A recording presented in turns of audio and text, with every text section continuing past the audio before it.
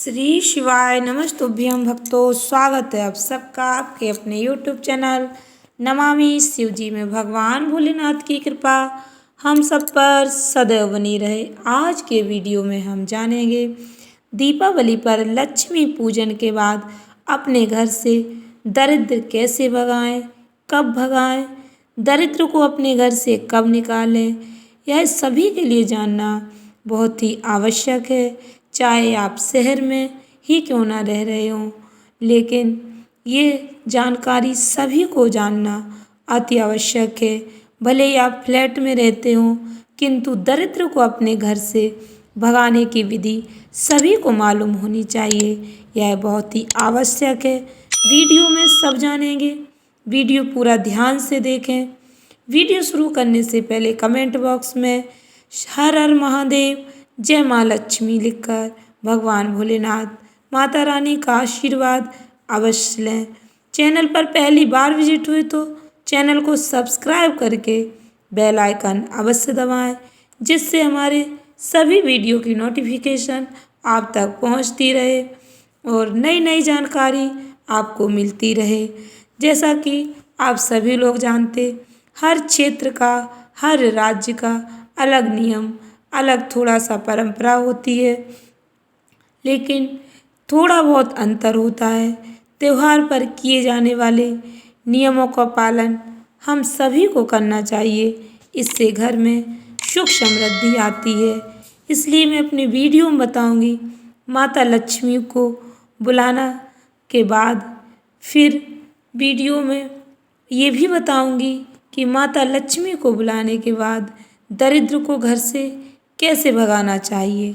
आज के समय में कुछ लोग इन सब नियमों को अंधविश्वास मानते हैं, किंतु मेरा ऐसा मानना है कि अपने पुराने नियमों को अवश्य फॉलो करना चाहिए, उन्हें अवश्य मानना चाहिए।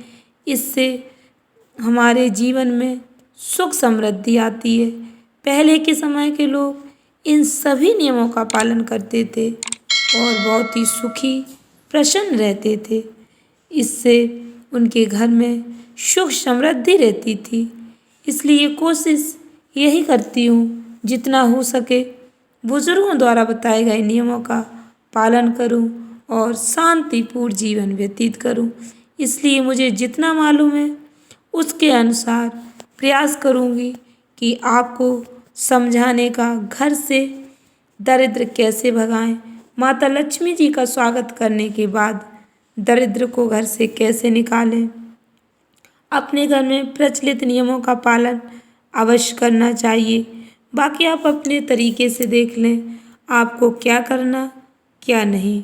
दरिद्र को अपने घर से कैसे भगाना, यह बहुत ही मायने रखता है, बहुत ही महत्वपूर्ण है। हम लोग इस बात को नहीं जानते। कई लोग इन बातों के बारे में नहीं जानते, लेकिन सभी को ये पता होना बहुत ही ज़रूरी है। हमारी भारतीय सभ्यता और संस्कृति को आगे की पीढ़ी के लिए जानना बहुत ही आवश्यक है, नहीं तो ये नियम धीरे धीरे गायब होते जाएंगे। इसलिए हमें अपनी सभ्यता को आगे बढ़ाना है। ये सभी हमारे लिए बहुत ही उपयोगी हैं।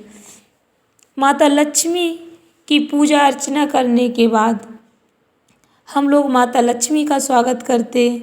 माता लक्ष्मी की पूजा करने के बाद सुबह ब्रह्म मुहूर्त में दरिद्र को अपने घर से बाहर निकालना चाहिए। कई लोग गोवर्धन पूजा से एक दिन पहले निकालते हैं। कई लोग जिस दिन लक्ष्मी पूजन करते हैं उसी दिन दरिद्र को अपने घर से बाहर निकालते हैं। आप अपने अनुसार देख लेना किस दिन निकालना है। इसलिए निकालना कैसे है ये आपको समझना है। माता लक्ष्मी और दरिद्र बहनें हैं। माता लक्ष्मी का हम लोग बड़ी श्रद्धा भक्ति के साथ स्वागत करते हैं और आशा करते हैं माता लक्ष्मी सदैव हमारे घर में वास करें। दरिद्र के लिए हमारे घर में कोई जगह नहीं होती, इसलिए हम अपने घर के कोने कोने में सफाई करते हैं दीपावली के पहले ही, जिससे दरिद्र को कहीं बैठने की जगह ही नहीं मिले। कई लोगों के यहाँ सूप खटकाते हुए दरिद्र को निकाला जाता है।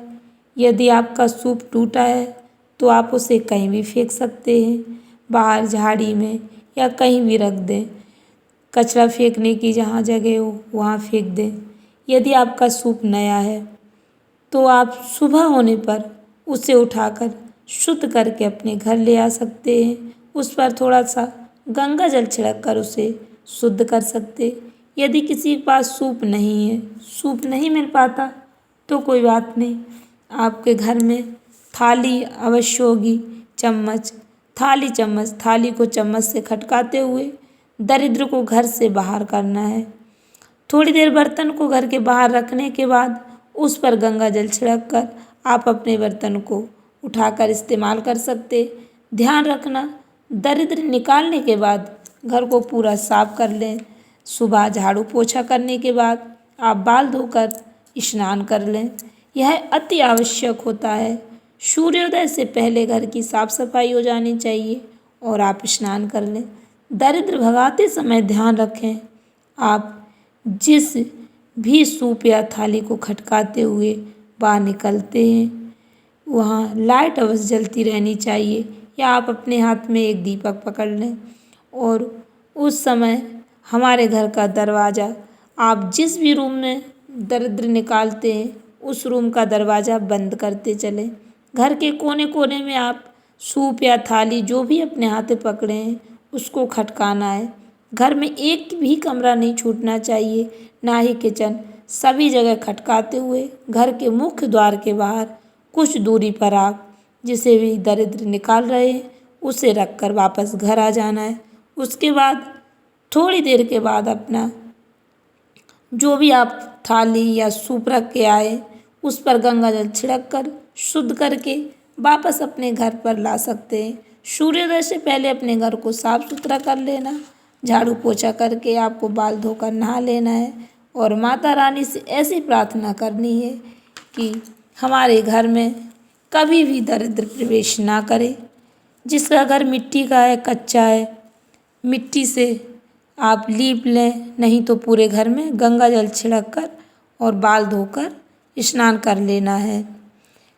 दरिद्र को निकालने के बाद आपको एक चीज़ बाहर अवश्य फेंकनी है।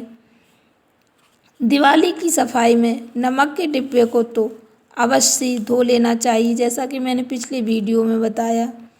नमक के डिब्बे को धोकर उसमें जो आप नमक इस्तेमाल कर रहे हैं उस नमक को अवश्य फेंक देना चाहिए और दूसरा नमक उस डिब्बी में भर लेना चाहिए। आशा करती हूँ आज का ये वीडियो हमारी सभी बहनों को पसंद आया होगा। वैसे भी हमारे शास्त्रों में वर्णन मिलता है, जिस घर में नारी का सम्मान होता है, यत्र पूज्यन्ते नारी तत्र रमन्ते देवता, उस स्थान पर देवी देवता स्वयं वास करते हैं। उस घर में दरिद्र प्रवेश नहीं करता है। तो बहनों को वीडियो अच्छा लगा हो, पसंद आया हो तो लाइक शेयर अवश्य करें।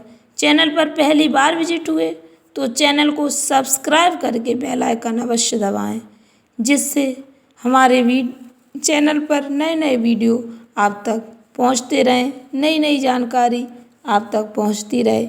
धन्यवाद भक्तों। श्री शिवाय नमस्तुभ्यम।